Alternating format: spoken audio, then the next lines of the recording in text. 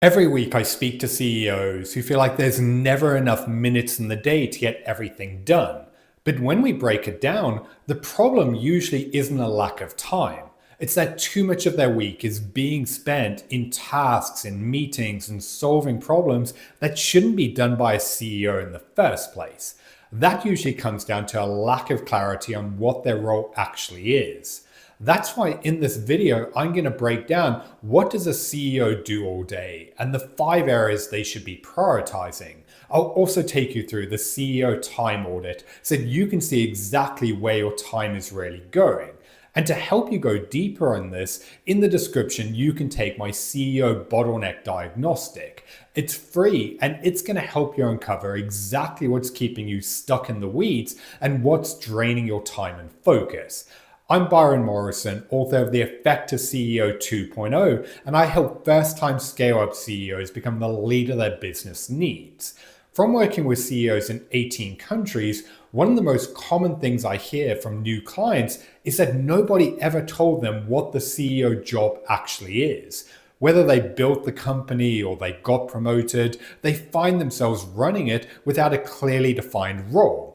The big problem I find with so many first-time CEOs is they're still running what I call the founder default. Because when you're building the business or you're working your way up, being involved in everything made sense. You had to move fast, you have to solve problems yourself, you need to stay close to every part of what's happening.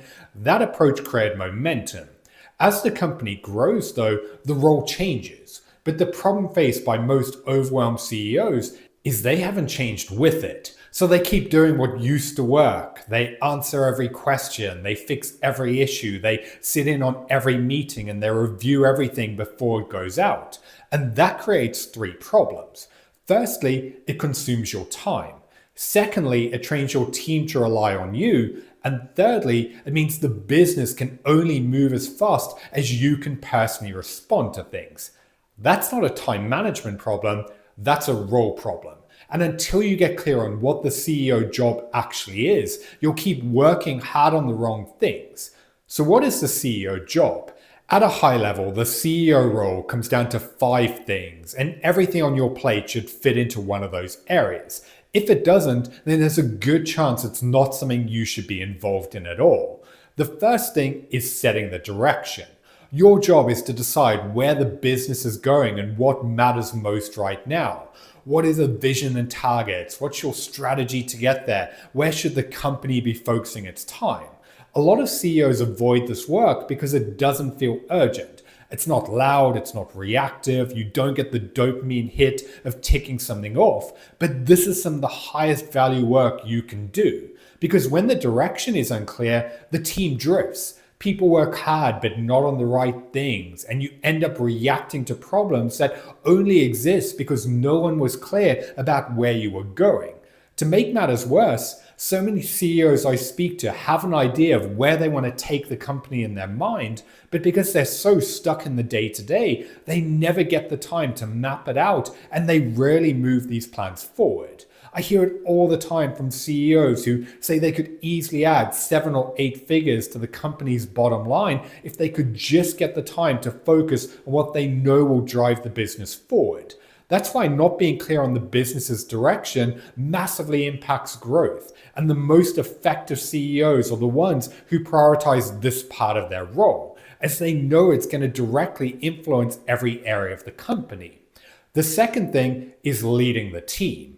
Not babysitting or micromanaging them, leading them. That means setting clear expectations, making sure people know what success looks like, giving real feedback and holding people accountable.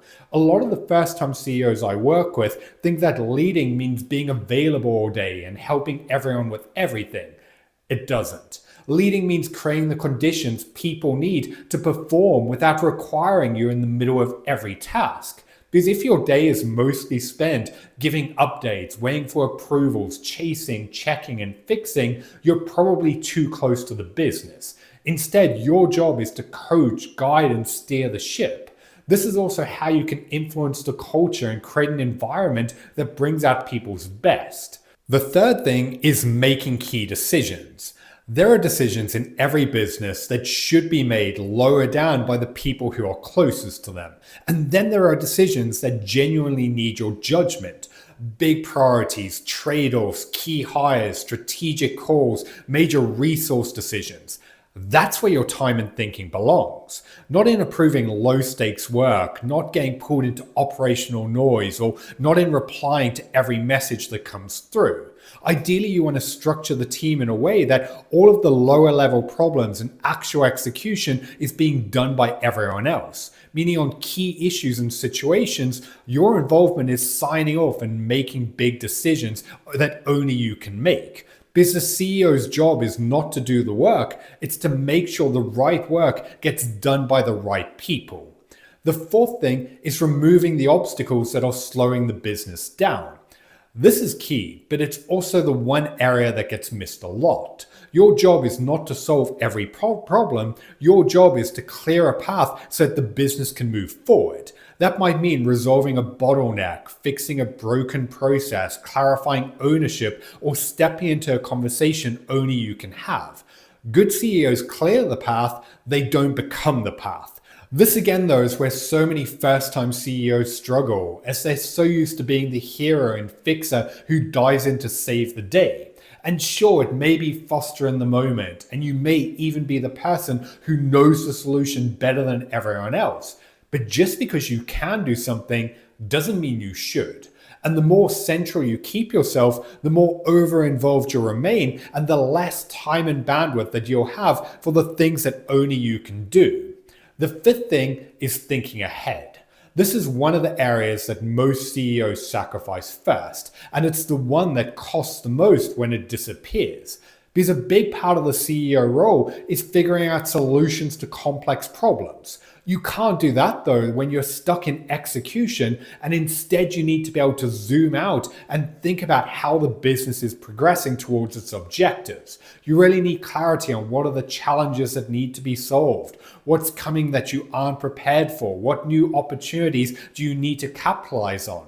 This thinking time feels unproductive because there's nothing immediate to tick off, but the quality of your thinking shapes the quality of your decisions, and the quality of your decisions shapes where the business ends up going. Yet so many CEOs I speak to admit that they feel guilty about stepping back or creating time to process and think. Often that's because it doesn't feel like work, when in reality, this is generally where your time is best spent. That in itself is a big part of why the work we do in the Evolve CEO is focused on upgrading your identity. Because if you don't internally shift your identity from being the doer or tying your value to your output, you'll keep throwing yourself back into the weeds where you feel comfortable. So those are the 5 areas that should be taking up most of your time and focus as CEO. Setting direction, leading the team, making key decisions, removing obstacles, and thinking ahead. When I'm working with CEOs in my Evolve CEO program, one of the first things we do is audit how much of their week is actually in those 5 areas. And for most, the answer is often significantly less than they think. That's why I challenge you to reflect and think about this now. On an average day or week, how much of your time is spent on tasks that only you can do, in driving the business forward, in creating growth, in doing the work of a CEO? And how much of your time is spent dealing with problems or being involved in things that you shouldn't? Because I regularly have application calls with CEOs where when I ask them these questions, their answers range from 60 to 70 or sometimes even 80+%. So instead of focusing on growth and the things that only they can do, they're spending their days in meetings, tasks other people could be handling, or solving problems their team should already own.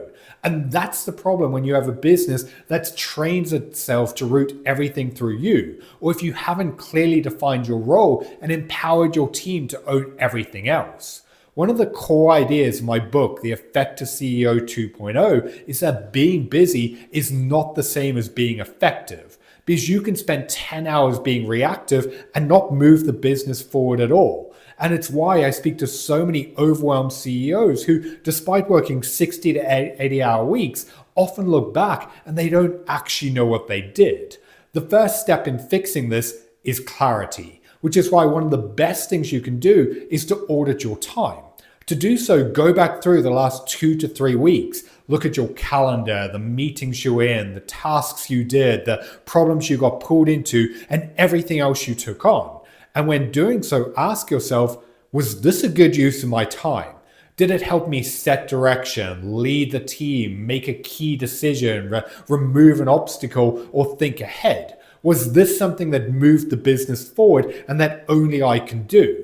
If yes, then it belongs. If no, then ask yourself, why was I involved in this? Who should be owning it instead? Why do I keep getting pulled into these problems? The answer could range from not effectively letting go to not setting the right expectations or not giving your team ownership. It could also be that you're involved in things that used to be part of your role, but now they're no longer priorities for the stage that you're at. That's the work we do inside the Evolve CEO, where our focus is on helping you lead at the level your company now demands. And what I find with clients is that once we do this audit, we'll regularly uncover meetings and tasks that, once removed, gives the average client back 5 to 15 hours a week. That's why I highly advise not just doing this audit once, and instead do it every week to firstly look back on what you did to give you an idea of what needs to change, and then look forward at the coming week and where you're going to be spending your time, as it may help you figure out that there's meetings you shouldn't be in or tasks you need to let go of. And it's an understatement to say that this is one of the most important things to do every single week, as the few minutes that you spend on this audit could save you hours you would have wasted being pulled into things that you shouldn't. This is key, as most CEOs don't have visibility on how much of their week is being lost to work that shouldn't be theirs. They just feel the weight of it or do it because it's in their calendar. But once you can see it clearly and you recognize where your hours are actually going, you can then start making intentional choices about where you remove yourself and what you properly hand over, along with where you start protecting your time for the work that actually matters. That's how you start getting your role back. So just to recap, what should a CEO be doing all day? Setting direction, leading the team, making key decisions, removing obstacles, and thinking ahead. Not firefighting, not being the person everything roots through, and not being in the weeds because it feels safer than stepping back. So if you're honest with yourself after watching this and you realize that you're too involved in the day-to-day and you're not putting your time in the areas you should, then my CEO Bottleneck Diagnostic is the next step. It's free to take, and it's going to help you uncover where the business is still too dependent on you and what's draining your time and focus, along with what needs to change for you to be more in control. And if you're running a scaling company, I personally review every submission and I send back a report of where the bottleneck is forming, along with what to address first. The link to take the CEO Bottleneck Diagnostic is in the description. And if you're not really sure beyond this about what you should be focusing on, then I'll link a video at the end that'll show you how to clearly define your role and what you should be prioritizing. If you have any questions on anything in this video, share them in the comments below. And if you found this video helpful, give it a like and hit subscribe, as I regularly put out content specifically for first-time CEOs who want to become more effective in their role. I've been Byron Morrison, thanks for watching, and I'll see you in the next video.